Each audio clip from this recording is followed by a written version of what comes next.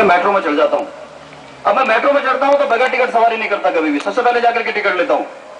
Metro के अंदर जाने के बाद पहले तो कुछ खाता नहीं हूं, अगर कुछ खाता हूं तो उस रैपर को अपने जेब में डाल देता हूं, कागज को अपने जेब में डालता हूं, नीचे नहीं फेंकता और थूकने की तो हिम्मत नहीं करता। अब ये सोचने वाली बात है, मैं अभी ट्रेन में बगैर टिकट भी आ रहा था, वहां पर गंद भी फैला रहा था, लेकिन यहां आकर के कैसे सुधर गया, मेरा हृदय परिवर्तन कैसे हो गया। यहाँ पे सिंपल सी बात है, व्यवस्था परिवर्तन है।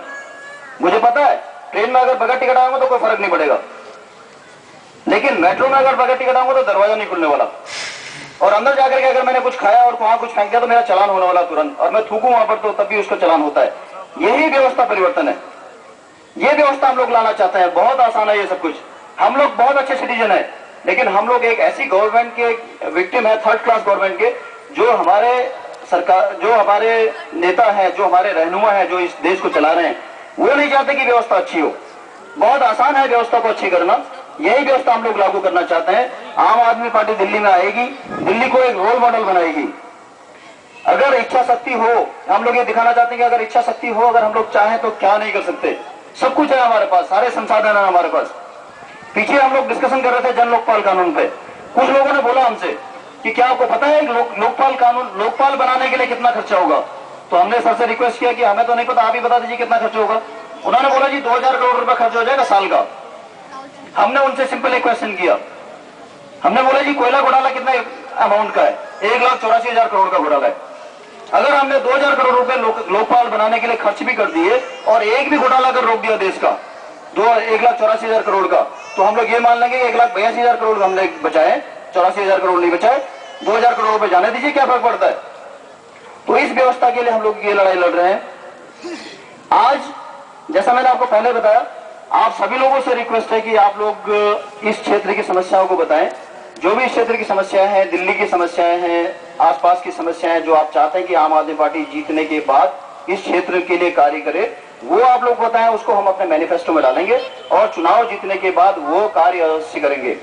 और ये एक वादा है हमारा कि हमारे मैनिफेस्टो में जितनी बातें लिखी जाएंगी, हम उतनी बातें लिखेंगे जितना हम कर पाएंगे, कोशिश करेंगे सारी बातों के लिए।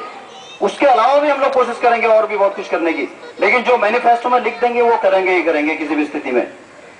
इसीलिए ये आज मीटिंग है। तब तक मैं चाहूंगा अगर आप सभी लोग, आप लोगों में से कोई अपने विचार व्यक्त करना चाहते हैं, जब तक अरविंद जी आते हैं तो आप लोग अपने विचार व्यक्त कर सकते हैं। कोई अगर चाहे तो अपने विचार रख सकते हैं, या आपके और कोई क्वेश्चन हो इससे मैनिफेस्टो के अलावा, किसी और चीज के लिए कोई क्वेश्चन हो, कोई डाउट्स हो, या आपको लगता हो कि ऐसा कैसे हो सकता है, तो वो भी आप लोग एक बार डिस्कस कर सकते हैं यहाँ पे।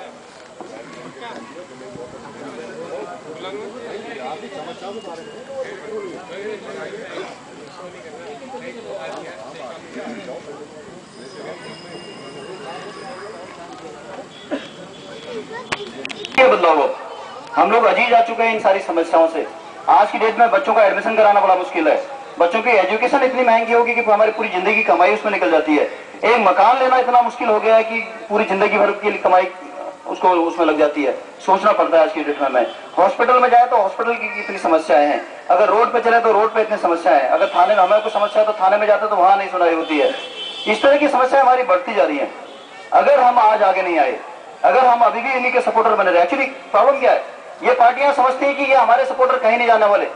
इनके दिमाग में एक चीज है, चाहे ये डाका डालें, चोरी करें, जो मर्जी करें, लेकिन इनके सपोर्टर बने ही रहेंगे। अब हमें सोचना है कि क्या हम इनके सपोर्टर बने रहेंगे या इस व्यवस्था को परिवर्तन करना चाहते हैं। ये बहुत अहम प्रश्न है। हम लोग इस व्यवस्था को बदलना चाहते हैं, इसीलिए इस लड़ाई में जुड़े हुए हैं। हम लोग न तो नेता बनना चाहते हैं, ना हमारा कोई पॉलिटिकल ऐसा कोई एजेंडा है।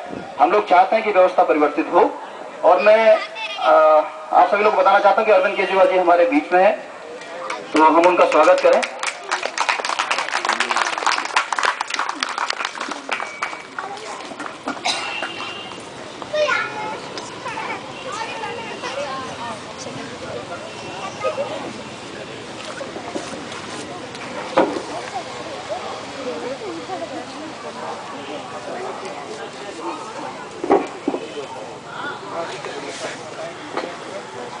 आप सभी लोगों से रिक्वेस्ट है प्लीज आप लोग बैठ जाएं ताकि 1 to 1 टॉक कर सके, बहुत अच्छी आराम से हम लोग बात कर सके। और आप जो भी समस्या है इस क्षेत्र की, जो भी समस्याओं को आप मैनिफेस्टो में डालना चाहते हैं वो आप अभी सर को बताइएगा, आप प्लीज नोट करके रखिएगा। तो लाइट नहीं इतना पता चल गया। जैसा कि हमने बताया कि हम व्यवस्था परिवर्तन के लिए यहाँ पे हैं। अब मैं ज्यादा समय नहीं लेते हुए सबसे रिक्वेस्ट करूंगा कि सर ही स्टार्ट करें। आप सब लोगों का बहुत बहुत शुक्रिया। आप सबको पता है नवंबर में दिल्ली विधानसभा के चुनाव होने जा रहे हैं। आम आदमी पार्टी बनाई है हम लोगों ने, सभी 70 सीटों के ऊपर हम अपने कैंडिडेट खड़े कर रहे हैं। झाड़ू हमारा चुनाव चिन्ह है। इस बार हम लोग एक नया प्रयोग कर रहे हैं। नॉर्मली किसी भी चुनाव के पहले कोई भी पॉलिटिकल पार्टी स्टेट लेवल का एक मैनिफेस्टो लेके आती है कि पूरे राज्य में क्या करेगी। तो जहां तक स्टेट लेवल का सवाल है उसमें हम लोगों ने मोटे मोटे तौर पे 6-7 चीजें डाली हैं। एक तो ये कि जिस कानून के लिए, जन लोकपाल बिल के लिए अन्ना हजारे को 13 दिन का अनशन करना पड़ा था, सरकार बनने के 15 दिन के अंदर हम लोग वो जन लोकपाल बिल सबसे पहले दिल्ली में लागू करेंगे। दूसरी चीज ये है, स्वराज का कानून लागू किया जाएगा। स्वराज के कानून का क्या मतलब है, इसको मैं एक एग्जांपल से समझाना चाहूंगा। जैसे दिल्ली में एक वार्ड है खिचड़ीपुर वार्ड, वहां भी पिछली बार एक म्युनिसिपल वार्ड के चुनाव में एक इंडिपेंडेंट काउंसलर जीते थे। उनका नाम है विनोद कुमार बिन्नी। बहुत ईमानदार आदमी है। अभी 5 महीने पहले उन्होंने हमारी पार्टी ज्वाइन की। पार्टी ज्वाइन करने के बाद उन्होंने अपने पूरे एरिया में एक चिट्ठी लिखी सब लोगों को कि मैंने तय किया है कि मैं वही काम करूंगा जो मुझे जनता कहेगी और जनता की मर्जी के बिना मैं कोई काम नहीं करूंगा। तो आप लोग आइए, आने वाले संडे को मैं 11 बजे कम्युनिटी सेंटर में मीटिंग रख रहा हूँ। आप लोग आइए और मुझे बताइए कि मैं आपकी कैसे सेवा कर सकता हूँ। तो उसकी चिट्ठी के रिस्पॉन्स में करीब 400 लोग इकट्ठे हो गए। उसने फिर मीटिंग शुरू होने के पहले अनाउंस किया कि मेरे पास 50 लाख रुपए का फंड आया है, आप लोग मुझे बताओ ये पैसा मैं कहाँ खर्च करूं। कोई नेता जनता से नहीं पूछता कि मेरे पास इतना फंड आया है, आप बताओ मेरे को कहाँ खर्च करूं। नॉर्मली तो आप नेताओं से काम कराने जाओ तो वो ये कह देते हैं जी इस साल का तो फंड खत्म हो गया, अगली साल आ जाना। ये काउंसलर लोगों को चिट्ठी लिख के बुला रहा है। तो जब मीटिंग शुरू हुई हमें लगा कि 50 लाख रुपए तो बहुत कम पड़ जाएंगे, जनता की तो डिमांड बहुत बड़ी बड़ी होंगी। एक्चुअली जनता की डिमांड बहुत छोटी छोटी होती हैं। वहां पे किसी ने कहा जी वो स्ट्रीट लाइट खराब हो गई, बल्ब ठीक करा दो। किसी ने कहा जी गड्ढा हो गया सड़क में, वो ठीक करा दो।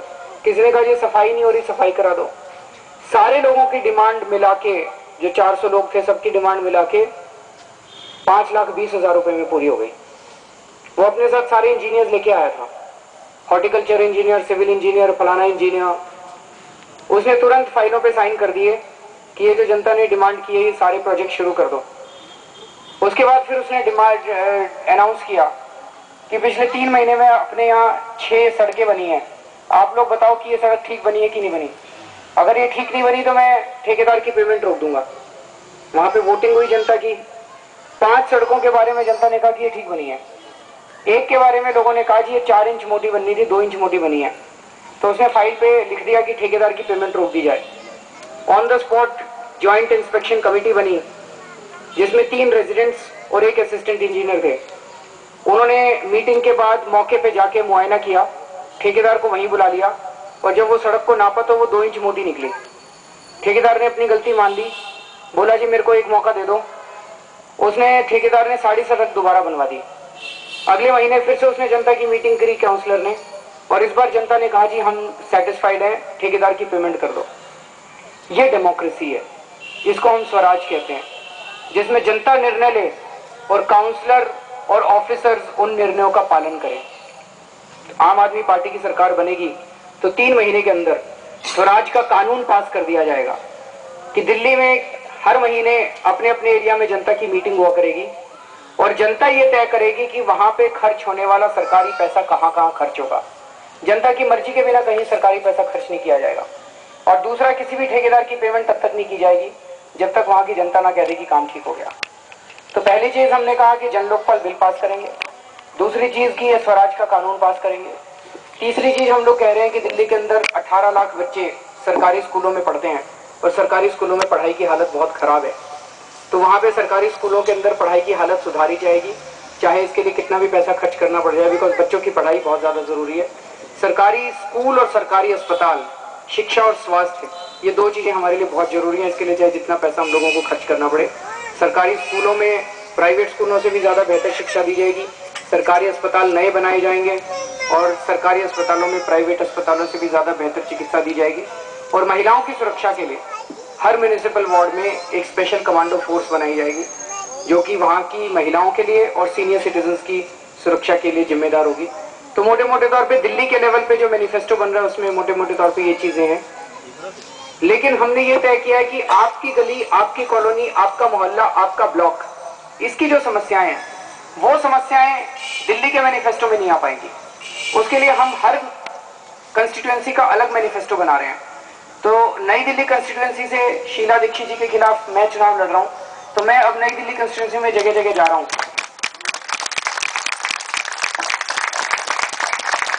मैं एक एक कॉलोनी में जा रहा हूँ और कॉलोनी के लोगों को इकट्ठा करके वहाँ के लोगों की समस्याएं समझने की कोशिश कर रहा हूँ और उसके ऊपर समस्याओं पे चर्चा भी होती है। फिर हम झूठे वादे नहीं करते। जैसे मैं कल एक कॉलोनी में गया तो एक महिला ने खड़े होकर कहा कि हमारे बच्चे बेरोजगार हैं, उनको आप सरकारी नौकरी दिलवा दीजिएगा जीतने के बाद। मैंने कहा मैं ये नहीं कर सकते, मैं ये नहीं कह सकता कि जीतने के बाद सारे बच्चों को सरकारी नौकरी दिला देंगे, ये झूठा वादा हो जाएगा।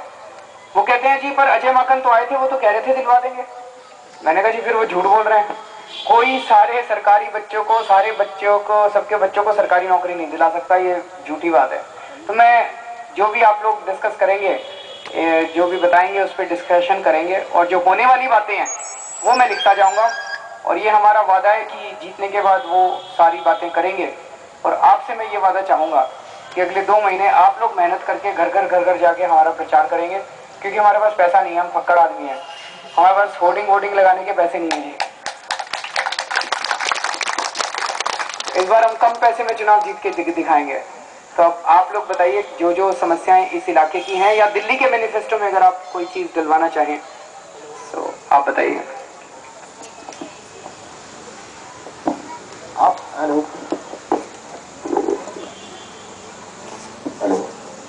सर, आप लोग जो भी समस्याएं रखना चाहते हैं हमारे साथी आपके बीच में हैं, आप प्लीज अपनी समस्याएं रख सकते हैं। सर अभी उनको नोट करें।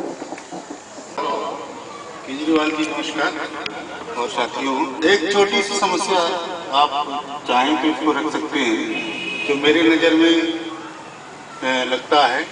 आपने शिक्षा की बात की तो बच्चों को अच्छी शिक्षा मिले, सरकारी शिक्षा मिले, लेकिन मैं कुछ देखता हूँ लंच आवर में जब बच्चों की छुट्टी होती है वो पता नहीं सरकारी स्कूल के होते हैं या प्राइवेट स्कूल के, जब वो बस स्टैंड पे खड़े होते हैं तो बस वाले इसलिए बस को नहीं रोकते हैं कि बच्चे हैं सब बैठ जाएंगे बिना टिकट के, और उसमें जो है हम आम नागरिक भी सफर करते हैं इस वजह से। तो मेरा रिक्वेस्ट है अगर इसको आप शामिल कर लें तो कम से कम 10वीं तक के बच्चे जो स्कूल गोइंग हैं उनको फ्री ऑफ कास्ट कम से कम बसों में चलने की इजाजत हो, क्योंकि इससे वो हमारे देश के भविष्य हैं। और ये कोई जरूरी भी नहीं है कि उनको बिल्कुल फ्री कर दिया जाए, हो सकता है उसको मिनिमम पास करने का वो कर दिया जाए। और साथ साथ कोई बच्चों को ये भी होता है कि बस वाले कम से कम इंश्योर करें कि स्टॉपेज पे रोकें, आगे पीछे रोक देते हैं बच्चों की वजह से, और भूखे प्यासे बच्चे जो है भारी भारी बस्ता लिए हुए इधर उधर कहते हैं। तो ये मेरा एक है, इसको अगर आप नोट करना चाहें। धन्यवाद।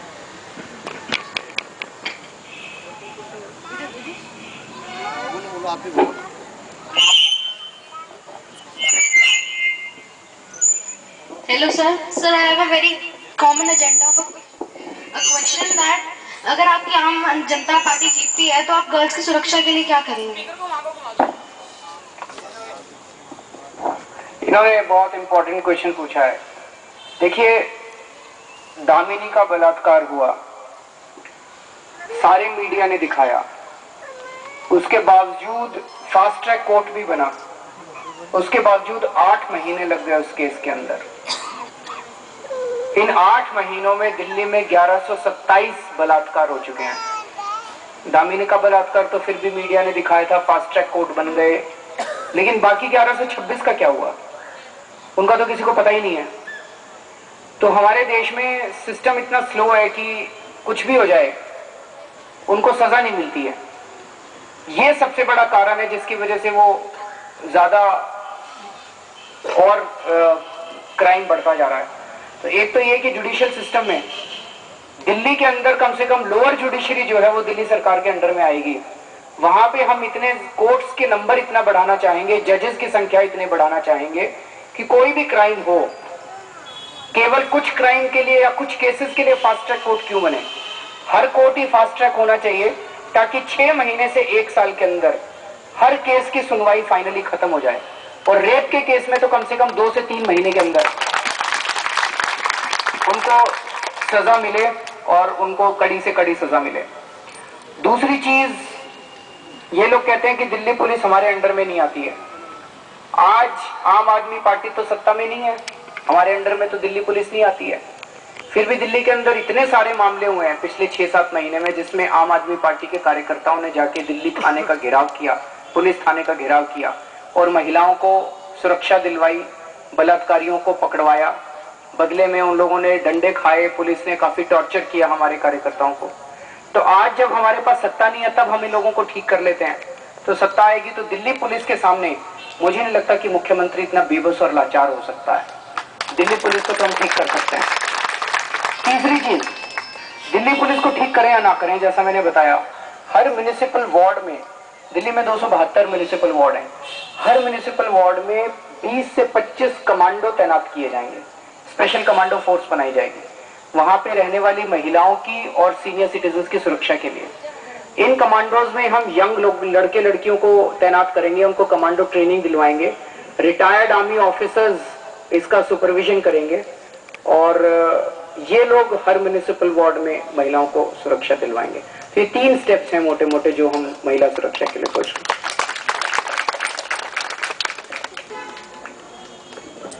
सर, मैं आप सभी लोग से रिक्वेस्ट करूंगा प्लीज आप बैठ जाएं तो बहुत अच्छा रहेगा, बहुत अच्छे से बात भी हो सकती है और सब लोगों को पीछे तक भी दिखाई देगा। प्लीज सभी लोग बैठ जाएं, प्लीज सर। नमस्कार केजरीवाल साहब, आप जैसा कि कह रहे हैं, मैं कोशिश करूंगा कि मैं आपको कुछ लोकल 1-2 मुद्दे ही बताऊं। पहली बात तो मैं जो नोट कर रहा हूं, यहाँ पे हमारे बच्चों के पास प्रॉपर खेलने के लिए कोई स्थान यहाँ पे नहीं है। तो मैं चाहता हूं, जैसे कि कॉलोनी ब्लॉक्स में बटी हुई है, तो हर एक ब्लॉक में इतनी जगह तो कम से कम है कि वहाँ पे कोई टेनिस कोर्ट बनाया जा सकता है या बैडमिंटन कोर्ट बनाया जा सकता है। तो मैं अनुरोध करूंगा कि आप इसको सिर्फ ध्यान दें और हमें आश्वासन दें कि बच्चों के प्रॉपर डेवलपमेंट के लिए जो खेल है वो बहुत ज़्यादा ज़रूरी है और खेलों की समुचित व्यवस्था उनके लिए होनी चाहिए ताकि वो दूर दूर चल के ना जाएं। वैसे हैं यहाँ पे जिस पे पैसा दे के आप थोड़ा दूर जाकर कुछ कर सकते हैं, लेकिन अगर आपको कुछ लोकल सुविधा घर पे मिल पाएगी, अपने आते में मिल पाएगी, तो उसका बहुत ज़्यादा फायदा होगा। दूसरा, हम यहाँ ज़्यादातर जो लोग रहते हैं वो गवर्नमेंट एम्प्लॉय हैं, हमारी जो सामर्थ्य है वो ज़्यादा नहीं है। शादी ब्याह हमें भी करने होते हैं अपने बच्चों के, और उसके लिए हमारे पास यहाँ पे जो बारात घर टाइप जो हैं कम्युनिटी सेंटर हैं वो बहुत ज़्यादा हमारे पास नहीं है। उसकी डिमांड हम बार बार करते हैं, लेकिन कुछ होता है ऐसा है कि या तो यहाँ पे अब नई कंस्ट्रक्शन की मनाही है या कुछ और बात है जिस चक्कर में ऐसा नहीं हो रहा है। तो मेरा आपसे ये भी अनुरोध है कि अगर ये सुविधा यहाँ पे कुछ प्रयोग कर दिया है तो इससे जो हमारे लोकल नागरिक हैं उनको बहुत फायदा होगा। एक तीसरी छोटी सी बात मैं ये कहना चाह रहा था कि बिरला मंदिर के सामने एक बहुत बड़ा पार्क है जिसको कई सालों से लावारिस घोषित किया हुआ है। वहाँ कोई जो है साफ सफाई नहीं होती है, वहाँ एनक्रोचमेंट हो रहा है, लिखा पढ़ी उसका कोई फायदा नहीं होता है। उसके अंदर पार्किंग भी बनी हुई है, अगर आप जाके देखें तो वो, लेकिन पार्किंग हमेशा बंद रहती है और सारी गाड़ियां जो हैं वो उद्यान मार्ग पर खड़ी रहती हैं। उद्यान मार्ग जो है वो पूरा पार्किंग स्थल बन गया है। वो जमीन किसकी है? वो जमीन हमें जो बताया गया है वो अभी प्रेजेंटली कल्चर मंत्रालय के नीचे आती है महोदय, एनडीएमसी की नहीं है, इसलिए एनडीएमसी का रोल उसमें बहुत सीमित है। और एनडीएमसी वो हम जब कभी बहुत ज्यादा जोर लगाते हैं तो उसके कभी कभी सफाई करवा देते हैं, तो उस स्थान को इन चीजों के लिए काफी अच्छी तरह से प्रयोग किया जा सकता है, उससे वहां स्वच्छता भी आएगी और जो अनवांटेड एलिमेंट वहाँ कुछ अपने अड्डे जमाते जा रहे हैं उससे भी उसको राहत मिलेगी। धन्यवाद महोदय। उस एरिया को शादी ब्याह के लिए अगर यूज कर सकते हैं, जितनी भी है वो खाली पड़ी है, जब तक वो यूज किया जाए। लैंड ऑपोजिट बिरला मंदिर को भी। हाँ जी, बहुत बड़ी लैंड है, बहुत बड़ी लैंड है। हाँ, शादी ब्याह के लिए एटलीस्ट 4 सर नमस्कार। टाइम होता है। सर जो सर ने भी पॉइंट उठाया मैं उसी में एक एडिशन करना चाहूँगा। जो बरातघर बने हुए हैं उनकी क्वालिटी इतनी खराब है कि अगर आप जाके अंदर देखिए तो जाले लगे हुए हैं सब जगह, कोई क्लीनिंग नहीं है, कोई मेंटेनेंस नहीं है। तो ये चीज़ एक बहुत महत्वपूर्ण है कि अगर आप पैसे खर्च भी कर रहे हैं तो उसको प्रॉपरली आप मेंटेन नहीं कर पा रहे हैं। और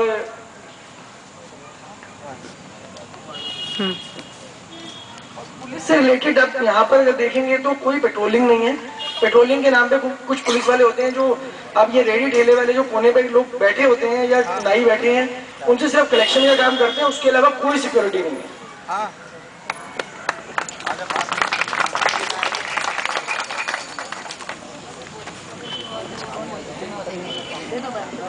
नमस्कार केजरीवाल जी, मेरी समस्या भी यहाँ की लोकल समस्या है। पानी की यहाँ बहुत समस्या है।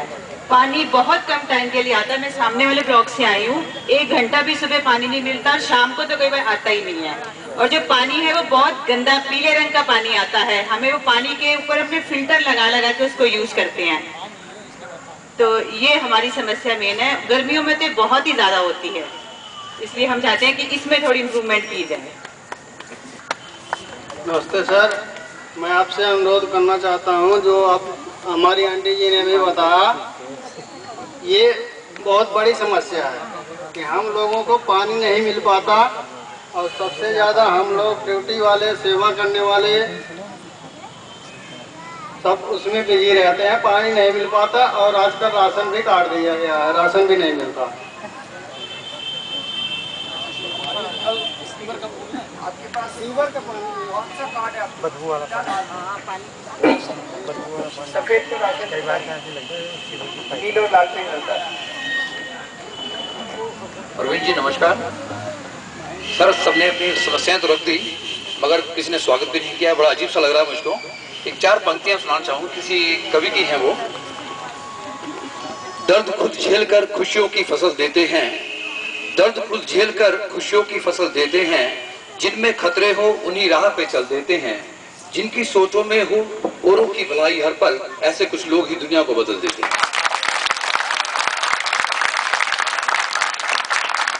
तो मेरा जो सुझाव है, क्योंकि ये गवर्नमेंट कॉलोनी है मिक्स ओरिएंटेड और यहाँ बाहर से काफी लोग जॉब करने आते हैं, तो वर्किंग गवर्नमेंट हॉस्टल जो है वो संख्या कम है, उनकी बढ़ाई जाए उनकी सुरक्षा के लिए। हाँ जी, there should be increased so that they should feel more secure. Thank you very much.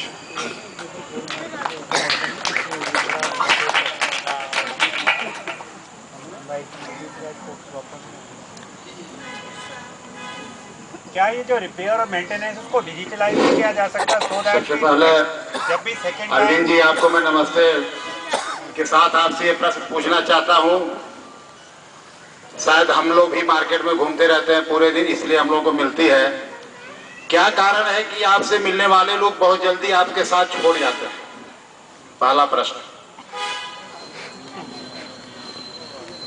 क्या कारण है कि आपसे जुड़ने वाले लोग कम समय ही आपके पास रह पाते हैं?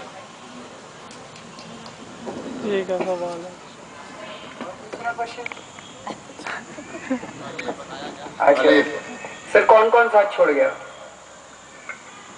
अब ये आपको पता ही है, अन्ना हजारे जी भी आपसे सहमति नहीं ले पाए, किरण बेदी जी भी, जनरल बीके सिंह, और वो एक भक्त है कोई गिरुआ वस्त्र पहन के घूमते थे, यन कोहली जी भी लोग आपके साथ रहे।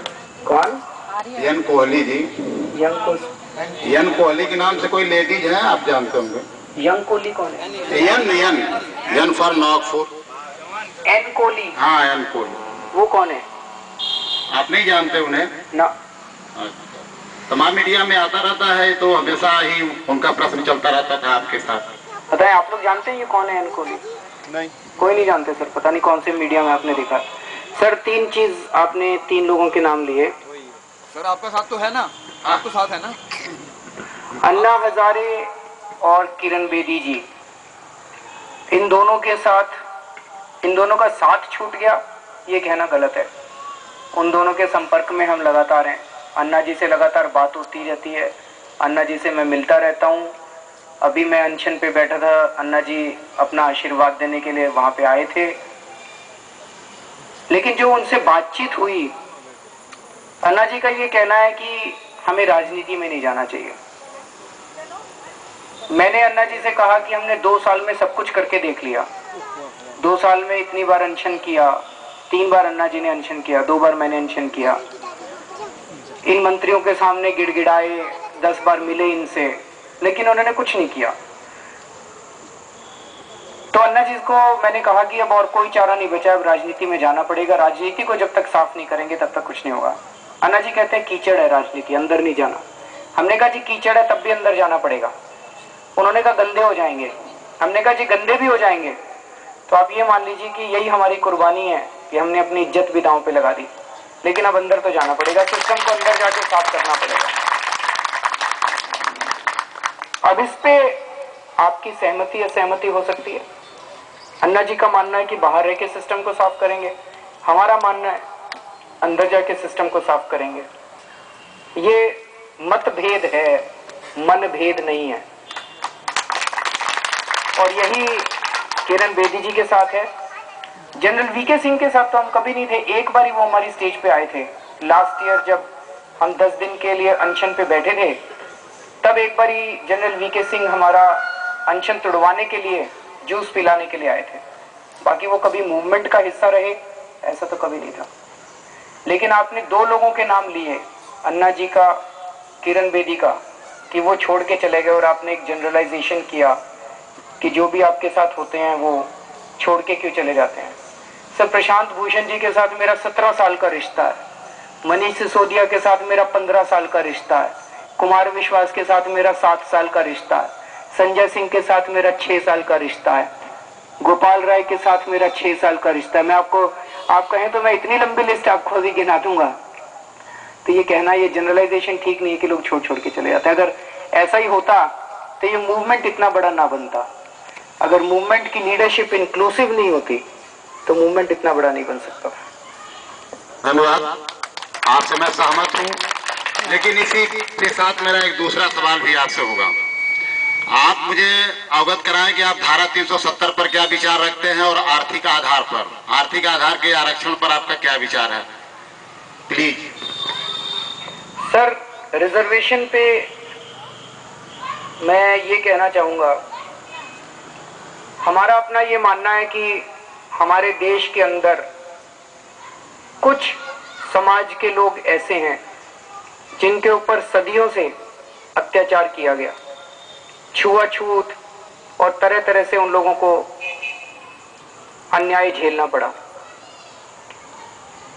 ऐसे लोगों को रिजर्वेशन मिलना चाहिए, ऐसा हम मानते हैं, उनको रिजर्वेशन मिलना चाहिए।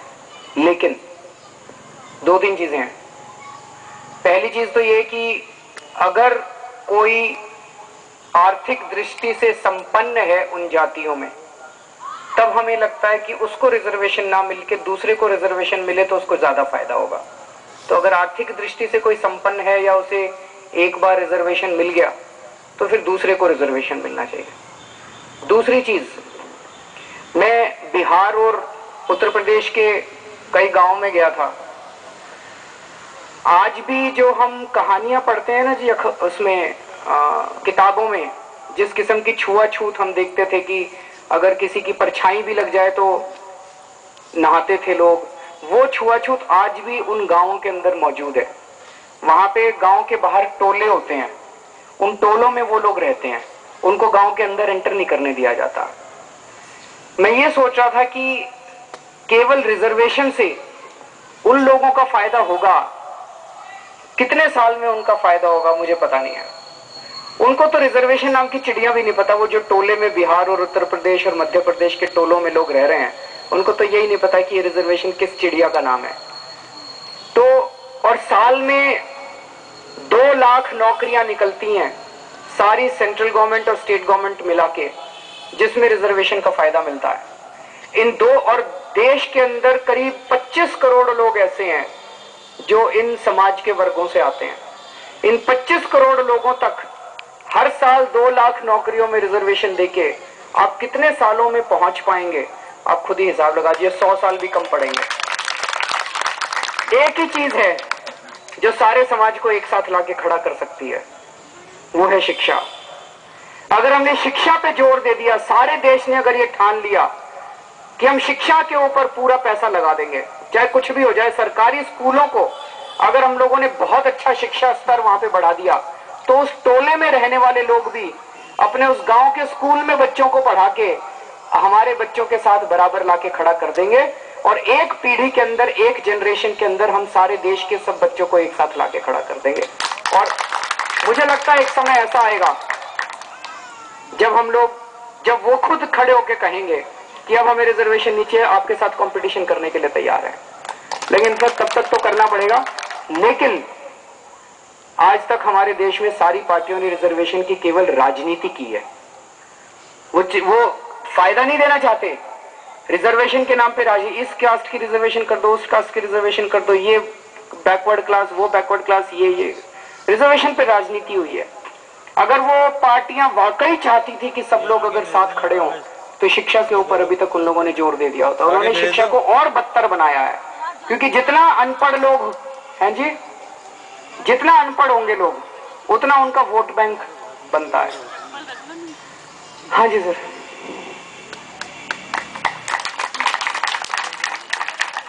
सर धन्यवाद, थैंक यू सो मच। आपके बात से पूर्ण सहमत हैं और आपका साथ देने का वादा भी है। आज के बाद आपके पार्टी का झंडा ले लेंगे। इसके पहले शायद 1-1.5 साल पहले से भी मैं टोपी लगा के चलता था। इस मार्केट में आने से पहले शायद यहाँ के कुछ लोग जानते होंगे कि सर प्रथम टोपी पहन के इस मार्केट में मैं था, लेकिन कुछ कंफ्यूजन की वजह से आज तक आपके कोई साथी जो आपके मार्केट में घूमते रहते हैं, लोग जो अपने वॉलंटियर लोग हैं, उन लोगों ने सही उत्तर नहीं दे पाया और आपसे संपर्क नहीं हो पाया, क्योंकि मैं और राजनीतिज्ञों में तो था नहीं कि आप लोगों के पास जाते रहूंगा और वो मतलब कि लाइन लगा करके राजनीति की शौक नहीं है। प्रश्नों का उत्तर मिला। आपको भी बारंबार धन्यवाद, शुक्रिया, नमस्कार। आपके साथ आप हैं। Thank you. एक ये क्वेश्चन आया है, महोदय आपको सूचित कर रहे हैं कि इस क्षेत्र में सबको एनडीएमसी का पानी दिया जाता है, लेकिन पीएनटी क्वार्टर टाइप 1 और 2 में जब बिल्डिंग बनी है तब एनडीएमसी का पानी नहीं दिया जाता। वेलफेयर पिछले 30 वर्ष से सो रखी है, अपना बोरिंग का पानी है वही मिलता है।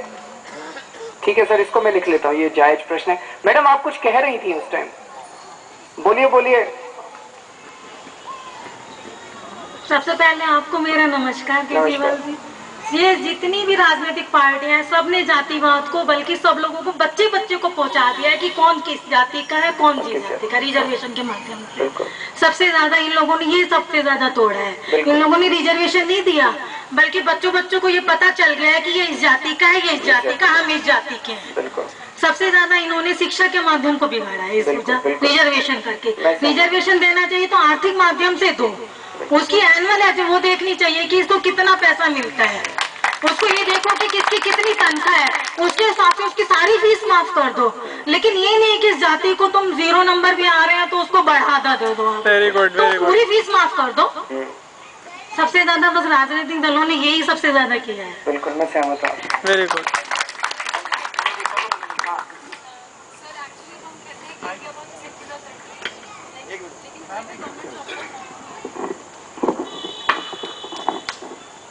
सर कोई भी गवर्नमेंट जॉब का फॉर्म होता है तो इसमें एक कॉलम होता है कम्युनिटी रिलीजन। वो रिलीजन होगा, जब तक वो कॉलम वहाँ पे होगा तब तक हम इगैलिटेरियन सोसाइटी नहीं बना पाएंगे। सो वो जो कॉलम है वो हटा देना चाहिए।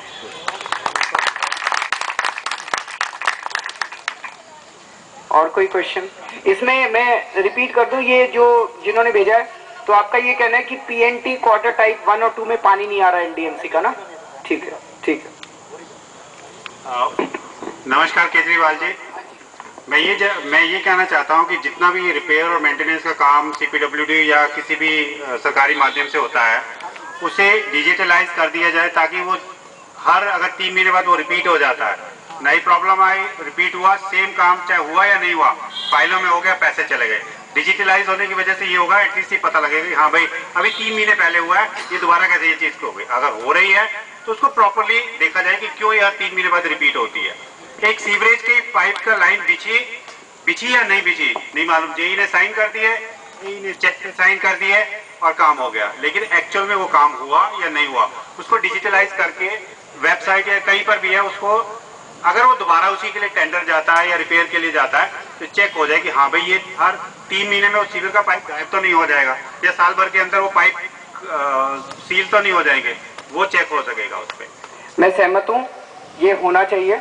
इसके साथ साथ जो मैंने स्वराज वाली बात कही थी वो शायद सिंक नहीं की आप लोगों के।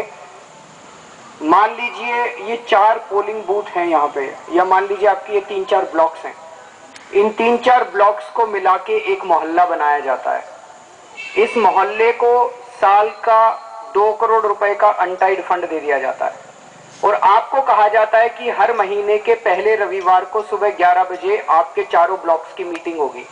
जनता आए और जनता तय करे कि आपके इन ब्लॉक्स में क्या काम करवाना है, किस चीज पे काम करवाना है।